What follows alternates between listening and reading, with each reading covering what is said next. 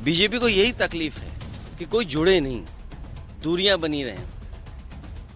तो आस्था जोड़ने का काम करती है और इसलिए हम लोग हर आस्था पर आस्था रखते हैं। अब बीजेपी के कहने से, अब बीजेपी को मीठे से तकलीफ होगी तो मीठा छोड़ देंगे? बीजेपी कहेगी नमकीन खाइए तो नमकीन खाएंगे क्या? तो बीजेपी क्या कर रही है, बीजेपी को आप भी जानते हो, बीजेपी को आप सब जानते हो। बीजेपी का हथियार ही धर्म है। दोस्तों, उत्तर प्रदेश की राजनीति अजीबोगरीब मोड़ पर आकर खड़ी हो गई है। यहां सत्ता में बैठे लोगों के पेट में दर्द हो रहा है, मरोड़ उठ रही है यह देखकर कि विपक्ष के नेता क्या कर रहे हैं। अखिलेश यादव मस्जिद क्या चले जाते हैं, वो अल्पसंख्यक समुदाय के लोगों से मुलाकात क्या कर लेते हैं, बातचीत क्या कर लेते हैं। उत्तर प्रदेश के दो डिप्टी सीएम एकदम उन पर चढ़ जाते हैं। ये बताने, ये जतलाने की कोशिश करते हैं जैसे अखिलेश यादव ने कोई गुनाह कर दिया हो, कोई अपराध कर दिया हो। लेकिन अखिलेश यादव भी मुंहतोड़ जवाब देते हैं दोनों ही डिप्टी सीएम को। क्या कहते हैं बताऊंगा आपको इस वीडियो में, और किस तरह से उत्तर प्रदेश की राजनीति खौल उठी है एक बार फिर से ये भी बताऊंगा। नमस्कार, मेरा नाम हिमांशु मिश्रा है, आप देख रहे हैं 4PM न्यूज नेटवर्क। दोस्तों, अखिलेश यादव विपक्ष के नेता हैं। 2024 का लोकसभा चुनाव याद कीजिए। उत्तर प्रदेश में भारतीय जनता पार्टी को जिस तरह से पटकनी अखिलेश यादव और उनकी सेना ने दी, उसके पीछे की बहुत बड़ी वजह रही पीडीए का फॉर्मूला। इस पीडीए के फॉर्मूले के चक्कर में ही भारतीय जनता पार्टी के नेताओं का सर घूमा हुआ है। अब ये चाहते हैं कि इस पीडीए के फॉर्मूलों की काट निकाली जाए, लेकिन वो निकाल नहीं पा रहे, तो कर क्या रहे हैं?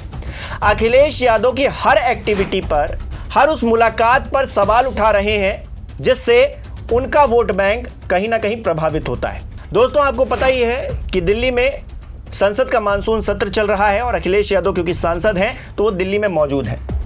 आज तीसरा दिन है और तीसरे दिन उन्होंने अल्पसंख्यक समुदाय के कुछ लोगों से मुलाकात की। देखिए खबर छपी है, क्या लिखा है। लिखा है, अखिलेश ने मस्जिद में सपा सांसदों के साथ मीटिंग की। डिप्टी सीएम बोले वो नमाजवादी। अखिलेश का जवाब, हम जोड़ने वाली आस्था के साथ। खबर में अंदर लिखा है, संसद के बगल की मस्जिद में अखिलेश यादव और उनके सांसदों की कथित मीटिंग पर विवाद बढ़ता जा रहा है। डिप्टी सीएम ब्रजेश पाठक ने अखिलेश को नमाजवादी कहा। संविधान में साफ लिखा है कि हम धर्म का इस्तेमाल राजनीतिक उद्देश्यों के लिए नहीं करेंगे, लेकिन सपा मुखिया हमेशा संविधान का उल्लंघन करते रहे, उन्हें संविधान पर कोई भरोसा नहीं है। अखिलेश ने डिप्टी सीएम के बयान पर पलटवार किया, कहा आस्था जोड़ती है, जो आस्था जोड़ने का काम करती है हम उसके साथ हैं, लेकिन भाजपा चाहती है कि कोई न जुड़े, दूरियां बनी रहें। हम सभी धर्मों में आस्था रखते हैं, भाजपा का हथियार धर्म है।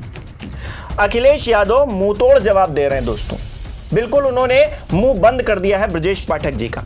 इसके अलावा केशव प्रसाद मौर्य जी भी बोल रहे हैं। क्या बोल रहे हैं, जरा उनका ट्वीट देखिए। केशव प्रसाद मौर्य जी कह रहे हैं, मस्जिद गए लेकिन सफेद जालीदार टोपी ले जाना भूल गए। सपा बहादुर श्री अखिलेश यादव, जब ख्याल ही रखना था तो कब्जा करने वाली जमात का पूरा ख्याल रखना चाहिए था। डिप्टी सीएम केशव प्रसाद मौर्य ये बता सकते हैं कि किसे कौन सी टोपी पहननी चाहिए, किस रंग की टोपी पहननी चाहिए, किस कलर के कपड़े पहनने चाहिए, और ये कौन होते हैं बताने वाले कि कौन क्या पहनेगा, कौन क्या खाएगा, कौन क्या और कहां पर रहेगा, किस तरह से रहेगा, ये बताने वाले होते कौन हैं?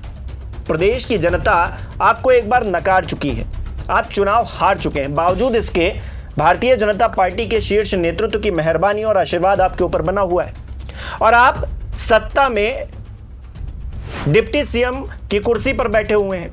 आपका सम्मान है, बहुत सम्मान है, लेकिन जालीदार टोपी कौन पहनेगा कौन नहीं पहनेगा ये बताने का हक आपके पास नहीं है। और किस तरह से आप राजनीतिकरण कर रहे हैं वो साफ तौर से ब्रजेश पाठक जी को भी दिखना चाहिए। क्योंकि ब्रजेश पाठक क्या कह रहे हैं, ब्रजेश पाठक ये कह रहे हैं कि धर्म का राजनीतिकरण नहीं होना चाहिए, लेकिन उन्हीं के सहयोगी केशव प्रसाद मौर्य जी राजनीतिकरण किस तरह से कर रहे हैं, किन शब्दों का इस्तेमाल कर रहे हैं, जरा उस पर गौर क्या पाठक जी ने नहीं किया था क्या? पहले पाठक जी का बयान सुनिए दोस्तों, वो क्या कह रहे हैं। देखिए, समाजवादी पार्टी के मुखिया, समाजवादी पार्टी हमेशा संविधान का उल्लंघन करते रहते हैं। भारतीय संविधान स्पष्ट कहता है कि राजनीतिक कार्यों के लिए हम धर्म का इस्तेमाल नहीं करेंगे और उनका संविधान पर कोई भरोसा नहीं है। हमेशा वो नमाजवादी बने रहते हैं और वही उन्होंने आगे बढ़ाने का काम किया। तो सुना आपने किस तरह से संवैधानिक बातें कर रहे हैं, कह रहे हैं कि धर्म का राजनीतिकरण नहीं होना चाहिए, लेकिन वो शायद भूल गए हैं कि वो भारतीय जनता पार्टी में है। भारतीय जनता पार्टी ने धर्म को जितना पॉलिटिकलाइज किया है उतना किसी दूसरी पार्टी ने नहीं किया दोस्तों। हिंदू मुसलमान कर करके जिस तरह की राजनीतिक रोटियां भारतीय जनता पार्टी ने पिछले 11 सालों में सेकी हैं या फिर उससे पहले भी सेकती रही है, क्या कोई भूल चुका है? क्या पाठक जी इस बात को नजरअंदाज कर देंगे क्या? क्योंकि राम मंदिर तो उनके एजेंडे में सबसे आगे था ना, लेकिन जनता ने राम मंदिर के मुद्दे पर ही फैजाबाद की सीट समाजवादी पार्टी को दे दी। अब बताइए, जो राजनीति कर रहा था वहीं सबसे बड़ा खामियाजा भुगतने वाला शख्स बन गया, यानी कि भारतीय जनता पार्टी, और चुनाव हार गई। अब देखिए, भारतीय जनता पार्टी जो कर रही है सो कर रही है, लेकिन अखिलेश यादव अगर पीडीए का फॉर्मूला लेकर आए हैं और वो कह रहे हैं कि अल्पसंख्यक, दलित, पिछड़ा, जो भी समुदाय है, जो प्रताड़ित है, पीड़ित है, हम उसके साथ में खड़े रहेंगे।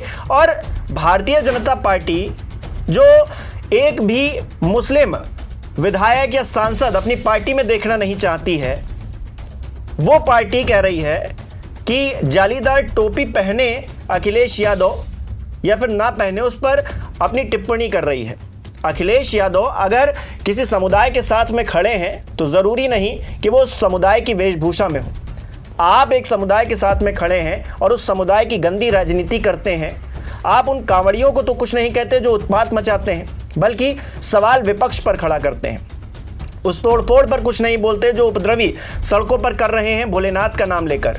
उस अश्लीलता पर कुछ नहीं कहते जो खुलेआम हो रही है कांवड़ यात्रा के नाम पर।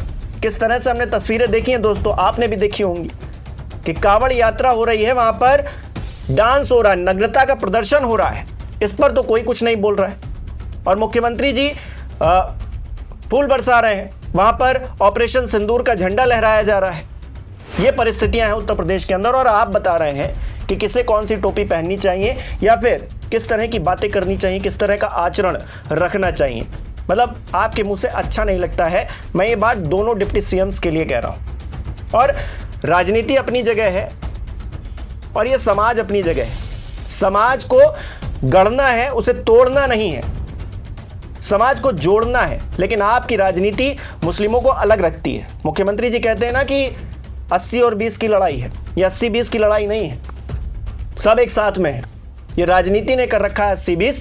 लेकिन अखिलेश यादव किस तरह से मुंह तोड़ जवाब दे रहे हैं, इस बाइट के साथ में मैं अपनी बात को खत्म करूंगा। और हमें कमेंट करके दोस्तों आप बताइए कि आखिरकार अखिलेश यादव की बात से आप कितना सहमत हैं और कितना नहीं। और ये जो डिप्टी सीएम, दोनों डिप्टी सीएम जिस तरह का व्यवहार कर रहे हैं, जिस तरह की बातें कर रहे हैं अखिलेश यादव के अल्पसंख्यक समुदाय से मिलने के बाद, आप उस पर भी क्या कहेंगे मुझे कमेंट करके बताइए।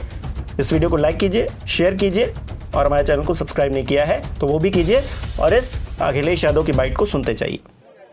आप लोग भी बीजेपी के चक्कर में फंस गए। मैं आपसे, क्योंकि ये धार्मिक लोग हैं जो मेरे बगल में खड़े हैं, मुझे नहीं पता था कि आप लोग मिल लेंगे, मुझे मुलाकात हो जाएगी आपसे और एक ऐसा सवाल आएगा। मैं केवल इतना जानता हूं कि आस्था जोड़ती है, किसी भी धर्म या कोई आस्था है वो आस्था जोड़ती है, और जो आस्था जोड़ने का काम करती है हम उसके साथ हैं। बीजेपी को यही तकलीफ है कि कोई जुड़े नहीं, दूरियां बनी रहे। तो आस्था जोड़ने का काम करती है और इसलिए हम लोग हर आस्था पर आस्था रखते हैं। पर उनका मत ये है कि पॉलिटिकल मीटिंग नहीं लगा रहे हैं कि अब बीजेपी के कहने से, अब बीजेपी को मीठे से तकलीफ होगी तो मीठा छोड़ देंगे। बीजेपी कहेगी नमकीन खाइए तो नमकीन खाएंगे क्या? तो बीजेपी क्या कर रही है, बीजेपी को आप भी जानते हो, बीजेपी को आप सब जानते हो। बीजेपी का हथियार ही धर्म है। ऐसा कुछ भी नहीं है, क्योंकि हमारे सांसद हैं, इमाम साहब हैं और उनकी पत्नी, हम सब लोग एक सोशल उसके लिए गए थे वहाँ पे, और वहाँ पे कोई मीटिंग नहीं हुई थी, क्योंकि भ्रमित करने का हमेशा भारतीय जनता पार्टी की नीयत रही है। और जो मूल जो हमारे उद्देश्य है और जो हमारे मूल जो प्रॉब्लम है इस देश की, उससे ध्यान भटकाने के लिए इस तरह की बातें करी जा रही है। मुसलमानों के सबसे बड़ा हितैषी बनने की होड़ बनी हुई है और छांगुर पे बोल नहीं रहे। मेरा ये पूरी तरह से मानना है कि ये सरकार ना एसआईआर पे बात करना चाहती है, ना पहलगाम की घटना पे बात करना चाहती है कि इंटेलिजेंस फेलियर क्यों हुआ, हमारे देशवासियों ने जान क्यों गंवाई, और न ही ये ऑपरेशन सिंदूर पे, क्योंकि इतना इम्पोर्टेंट मुद्दा था और जहां ऑपरेशन सिंदूर से लेके पहलगाम तक बात शुरू हो जानी चाहिए थी संसद के अंदर, तो कहीं ना कहीं इस सब चीजों को छुपाने के लिए ये इस तरह का टारगेट बनाते हुए काम कर रहे हैं।